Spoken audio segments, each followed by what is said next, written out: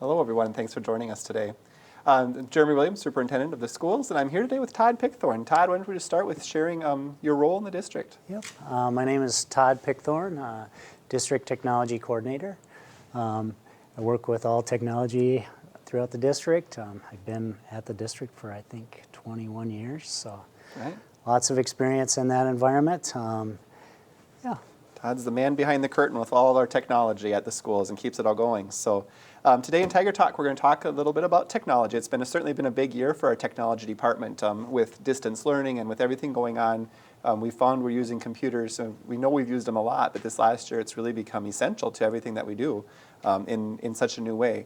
And I know that as we've talked through this year, looking at where we were previously to this year with all of the one-to-one devices on hand and the hotspots and the connections we have across the district, we were so fortunate for the forethought that you've given to all this and making sure our district is set up there. So nice to highlight that. Feeling like we're at the end of the pandemic, but going through some of these things and just all the work that you and your team have done, just really appreciating that. And it was a good chance to highlight some of these things. So thought we'll talk about it a bit today. We had our board meeting just the other night, and at the board meeting you presented some things about technology. So we'll kind of walk through some of that and reference some of that in our discussion today. So at the board meeting the other day, Todd, you talked about our distance learning environment and some changes that took place during this time. Can you let's just start off, talk a little bit more about that and what that looked like? Sure. I know this past year has been a very challenging year for everyone. In terms of our environment, we had hybrid learning, we had full distance learning, we had a combination, and all those changes were difficult for everybody involved. Technology was a big part of a lot of those changes, so we figured during that time we probably supported around 3,500 devices that were either on-site or at homes throughout that environment.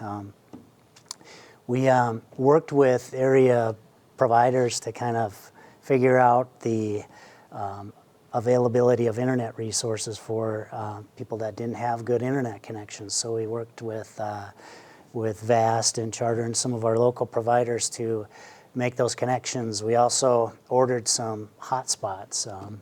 They go by the term Khajiits that allowed us to hand those out and have wireless connectivity for areas that was applicable for. So with that, I know we partnered with Southwest West Central Service Cooperative. They wrote a grant that allowed them to get some additional hotspots for all the area schools, and we were able to get a few of those in our environment too, so that was great.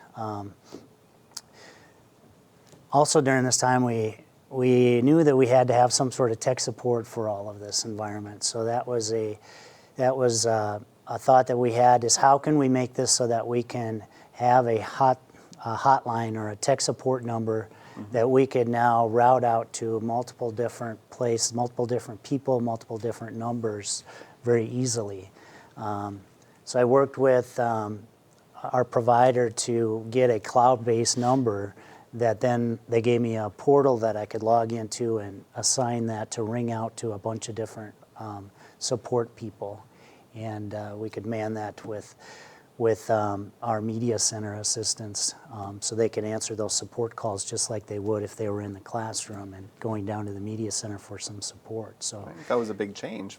Kids used to coming down to the media center when they need help, and all of a sudden they're at home and need help. So that worked out well. Yeah, I know. Another factor was we tried to centralize a lot of our support services. So when we had a device that needed repairs, we had one spot to bring it to the middle school. And we kind of set up a table there for them to drop off devices for repairs and to pick those back up when they were fixed for them. So that kind of helped minimize contact with people and just kind of gave us a single spot to focus on to support those. I know the guys worked really hard to try to turn those around as quickly as they could when they showed up in there. So.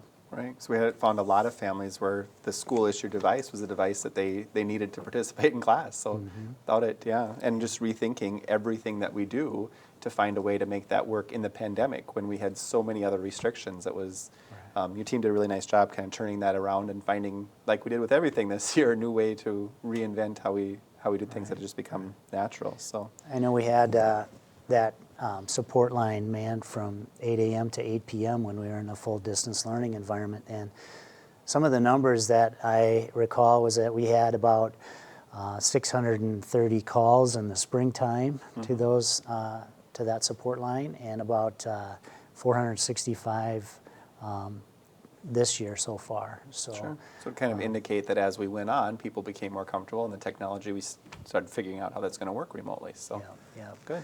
One other thing I wanted to mention in regards to that is we really made a conscious effort when we went to distance learning to try to minimize new applications, new tools. We wanted our students and staff to use the tools that we already had in place, and tried to minimize adding those new tools because we wanted to sustain it after we came back too. So we didn't want to give the environment all these new changes and then not be able to support those later on. So we tried to minimize adding new resources to the environment and use the existing tools that we had. I think that was beneficial too, because important decision. So I think about at home, my personal email box, it's try this credit card, or here's the newest, greatest, whatever it might be, tool for my garage, and all these things. At school, it was websites and technology and curriculum resources and all these things. We were getting bombarded with companies saying it's free and try it out for a couple months, or in the pandemic you really need this, and some of it's very appealing and we get excited about it. But you're right, we had a lot of conversation about that and said let's focus on what we have, because I go back to where we started. You had a lot of forethought into what makes sense and what do we use, and we had a lot of things in place, especially at our secondary level, because elementary we weren't even bringing devices home prior to the pandemic, so that was a big shift. Right. But then within the devices being where they need to be, the different applications, and some that we had and we maybe weren't using to the fullest extent, that we discovered some things we could do there. So I think that was a big piece. Why don't you talk a little bit about some of those applications that we have in place, and a lot of those were in place prior, but maybe how they're being used in a different way, and some of those things that exist now. Sure. Yeah, I think one of the big decisions we made a few years prior to this was that we transitioned a lot of our resources to cloud-based resources, so that we could access those anytime, anywhere, with any device. That turned out to be a really big decision, because prior to that we would have had to been on site, and it wouldn't have been as flexible. So by moving to cloud-based resources, we really had a lot of flexibility in how we could access those programs and applications. We also manage the devices themselves through these cloud-based management tools, so that we could assign applications or make modifications to those devices no matter where they were at, as long as they were connected to the internet. So we were able to send them home pretty quickly when this all went down, and were able to then kind of massage them and add the applications that we needed as we worked through that. So that was important to have that. Some of the applications that I can mention would be like Microsoft Office 365. It gave them Word, Excel, PowerPoint, all those applications on their devices anytime, anywhere. I know some students even used a mobile phone to complete assignments, because that's what they had available to them at the time, and they could log into their Office account and make those changes, so that was beneficial. Of course, our student information system, Infinite Campus, was available offline. That's a website that we log into and utilize. Big one for teachers to be able to access rosters and phone numbers and some of those things for families. Yep. So with that, there's a program within Infinite Campus, or a technology within Infinite Campus called OneRoster that proved to be really valuable too. OneRoster is a tool that allows it to sync all of the roster data to applications such as Microsoft Teams and Schoology and Seesaw, so that the teacher would log into their Seesaw account and have all of their students already populated in those applications. So that worked out really good to have in place. And these tools we had in place beforehand, so it was really important to, like I said earlier, move to those cloud-based resources and have these technologies in place to facilitate that. I think that's great. And some of those things, I think back to a year ago at this time, I had Microsoft Teams on my computer, but we didn't do many meetings that way. And if we did a meeting, it was because it was the only way we could and we didn't want to turn the camera on, and we wanted to just have a quick conversation. We used it more like a phone. And now how it's just become a normal part of everything we do, and flipping the camera on and using those tools, and how much some of those tools themselves have grown over this pandemic. Because those companies, Microsoft was constantly reviewing and renewing and upgrading some of those things too. And I think that's been huge to have access to all those pieces. So I know that Microsoft, I do think they did a great job of listening to some of our ideas on how to make that better, because they did come out with a lot of changes over the time on how that environment worked, and changes that really improved the connectivity. Right. Resources. Or something as simple as, I think about Teams, when we first one, I think, was at three squares or 4 squares you could see at a time. Well, then you're doing a class meeting with 30 kids, but you could see a few, so they've expanded. Something as simple as that to be able to see the whole class, and for the students to interact with each other and make that as normal or as realistic an experience as possible, and how their expansion just helped make those connections so much better for our kids. So, those have all been great things. Right.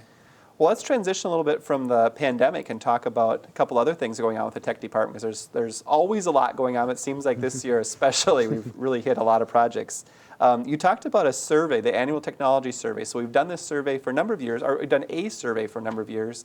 Really the idea has been, let's find out how is technology being used, what needs are there across the district for our staff and for our students, and how can we help them improve. So a couple of years ago, probably last year was the first year we gave the new survey, and then the pandemic hit, and we didn't get to dig into the results as much, but now we have 2 years results, and we found some things that really helped us, and will help us, like I mentioned, for addressing needs that our students have, but also helping address professional development opportunities and stuff for our teachers. So why don't you talk a little bit about that survey and kind of what we've seen in that for this year? Yep. So the tool that we used was introduced to us by Southwest West Central Service Cooperative. I saw it at a meeting I attended there, and thought what a great resource in that we could gain insights from the survey itself, and we could also use it as a comparison tool to see how we compare to other districts and really dig into that. It uses a research-based framework called CASE that helps district improve the impact of their technology on student learning. So you say CASE. Can you tell me what is that? Yeah, so CASE is an acronym that they use. It stands for Classroom, Access, Environment, or Skills and Environment. And when they talk about the classroom side, what they're surveying is the use of the 4 C's. The 4 C's when it comes to educational technology is critical thinking, creativity, collaboration, and communication. And the survey would ask questions around those for both teachers and students. It would also cover, under the classroom side, digital citizenship and how we educate our students and staff on all of those technologies. It would cover assessment, and another important one is assistive technology. So it would cover those questions regarding that area, and kind of gives us a score in that C category that we can then dig into and look at what areas do we need to do a little work on, and how can we improve that. So the survey is very valuable in just identifying those weak areas, and then we can improve upon them. Under the A, it's access at school and access at home, and Marshall is very fortunate to have a well-connected community in terms of internet availability in town, but you don't have to get too far out of Marshall, and you don't have that same level of access. So this is a critical area that I feel we're very blessed in, that we had good access in Marshall. I know some area schools that really struggled with this because they didn't have available internet in and around their school. So that made it difficult when they went to distance learning for those families to connect. So. Right. You don't get very many miles out of the city limits of Marshall, and connectivity gets difficult because of availability even. But for the whole, we were very fortunate with that. The other area I wanted to talk about was S for skills. where we would have, we would measure the foundational skills of teachers and of students, and the multimedia skills of teachers and of students, and the online skills of teachers and students. That's all under the category of skills. And under the environment, they talk about the support, the professional learning, and the beliefs of the technology department. So that kind of makes up the case framework. And all four domains come together to provide educators with data on how their technology implementation is going and how to improve insight into next steps educators can take to foster more digital innovation and 21st century learning. Yeah. So really it's taking that whole big picture of technology and all kind of those facets combined, gathering some information and breaking it down into specific categories so we can do something with the feedback. Right. Which, yeah, that sounds great. And I really like the fact that we are able to analyze the data and use it as a comparison tool too. There's a number of districts around the country that use this model, and it kind of helps us gauge where we're at with technology. Sure, benchmarking not only against ourselves previously, but also benchmarking against other schools in Minnesota and against schools across the country, so we can see in different areas how do we compare and where do we have room for growth. So yeah. I think that's great. You know, I know when we talked about this earlier, we talked about some of the satisfaction levels with technical support. That's a big piece. You talked about the hotline earlier, and you know, if my computer's not working, I want it fixed now, and I happen to have your cell number in mind, so I'm going to give you a call quick. But not everybody has that. So some other things in place and getting connections to make sure everyone has that technology working. I know that's a big focus for you and your team, Todd, is making sure that everyone's device, 3,500 devices across all of our buildings and then sending them home, that's huge. Yeah. So thinking about that, especially for this last year, what does the technical support model look like and how does that work in Marshall Public Schools? Yeah. So, here I want to talk about our team. I think our team is top-notch. I really think we've got a great group of people that work together, and we really have the students and staff's best interest in providing technical solutions that we feel really help that environment. So I want to mention the whole team. Have Amanda Grinager, the tech department supervisor. We have Karen Longren, our digital learning coach. We have Nicholas Esping and Kent Powell, our district technicians. Along with the media specialists, Erica Hess, Kaya Johnson, and Maggie Jantz. Media center staff and help desk operators, we had Diane Dahl, Tracy Black, Joette Swan, Joan Winter, Jenny Jensen, and Shelley Moe kind of ran those support numbers. I know in terms of support, the media centers are our first line of support when they're in the buildings. So those people that man the help desk line were the ones that we wanted to answer those calls when they were at home as well. So those were the numbers that rang when people called the tech support line. And they did a great job. We provided them with some documentation on troubleshooting steps that they could use to help the students when they called in and staff that would call in. And kind of, if they weren't able to solve it, that group knows to put in a technical ticket, a tech ticket for us, and then one of the technicians would come and look at it deeper if need be, or they drop it off in that location that we had provided. So some different levels of some tiered service maybe, so they catch as many things as we can at that first, and as it comes something more difficult, then you and Nick and Kent aren't stuck with all the questions, but you can help disperse some of that. Because, like you say, people that would answer those questions on a typical day, they can still help with that on these distance learning days. So that worked really well. Yeah. And I'll add to our vision is MPS students, parents, and educators will use communication and information technologies to advance learning and teaching in preparation for a technology-rich global society.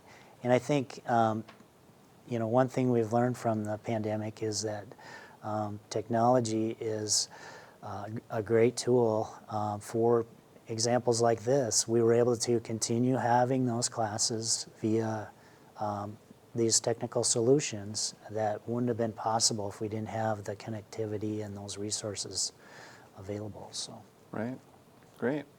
So you talk about 3,500 devices. That's a lot of computers to keep up with. We had the hotline, and we know that people were calling that, but there's got to be other ways. How do you know that things are working on a daily basis?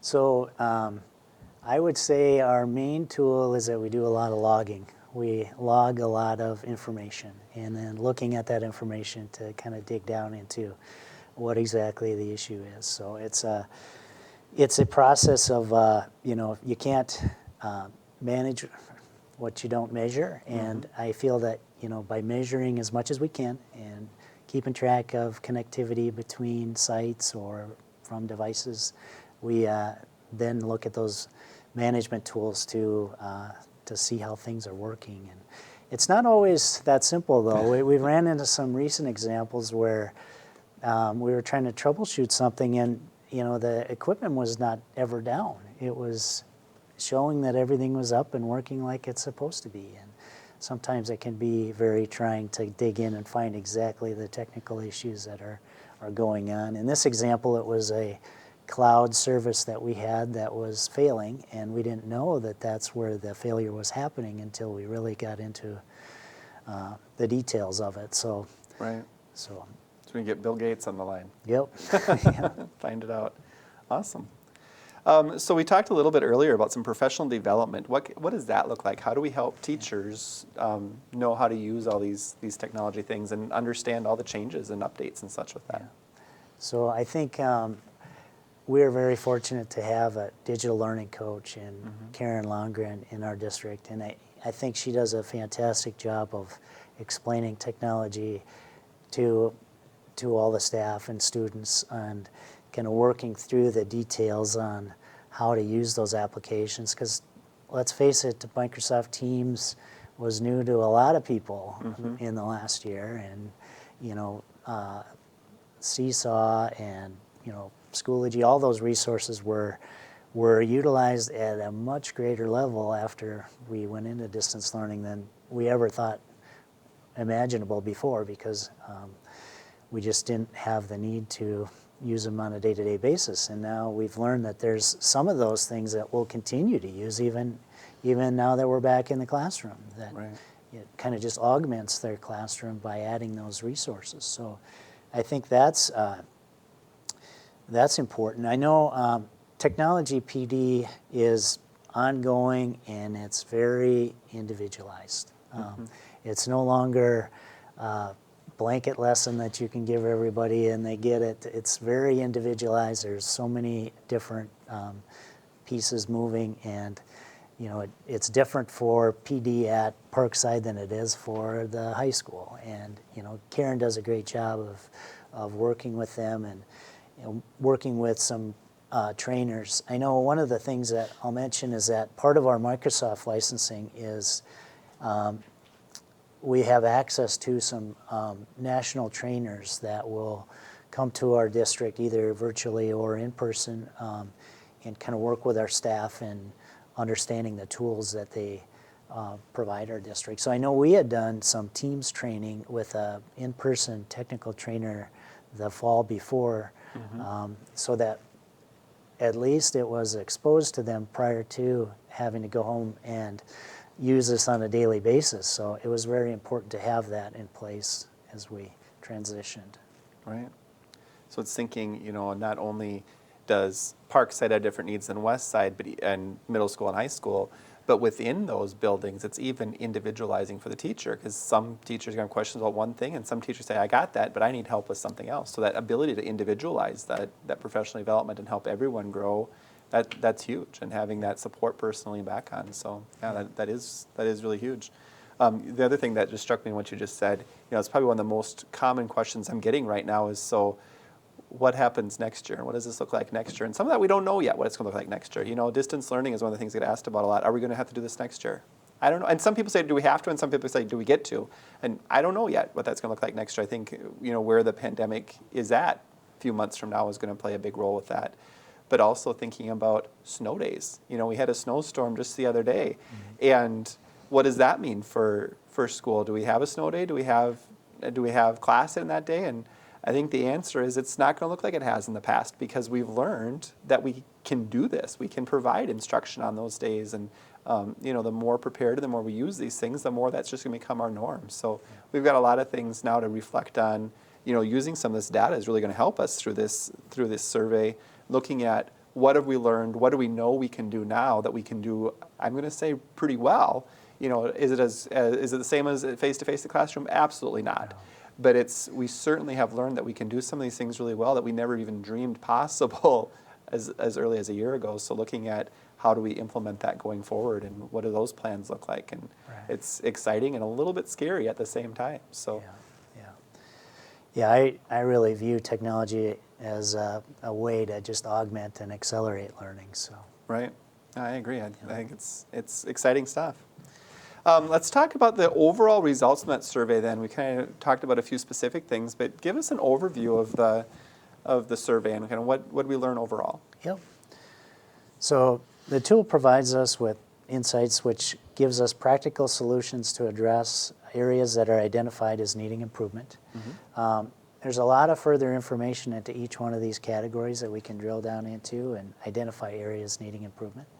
Our January 2020 score, overall score of 1091, places us at the top of the proficient range and above the average scores throughout the state of Minnesota and all of technology and learning. Our October 2020, we surveyed our staff in October of 2020 and our students in February of 2021 because they were home during that time. We wanted them to be on site, so we had to split those up. So our results are difficult to read because they're not done during the same time frame. Yep. But with that, our October 2020 overall score of 1153 and our January 2021 score of 1239 places us somewhere between advanced and exemplary. It is difficult for us to know exactly where we'd land because of the two reporting date ranges. Either way, we see a huge improvement over our 2020 score. In comparison, the Bright Bites survey is used by approximately 60 districts throughout the state of Minnesota, as well as 1,500 plus districts in 45 states. So that data really helps us look and see how we did compare to others, and it shows that we had a lot of growth and things are going well. So nice to see that, and good to have that information too, so we know kind of where do we go next, and as we're thinking about that future and how we move forward from here, having some data to back up the decisions that we're making. So. Well, Todd, it looks like we're about out of time, so I appreciate you coming and joining us today and having the conversation and being able to share with our community kind of what's going on with our technology department, and look forward to figuring out the next steps going on. Thank you very much. Yeah, thank you everyone for joining us today.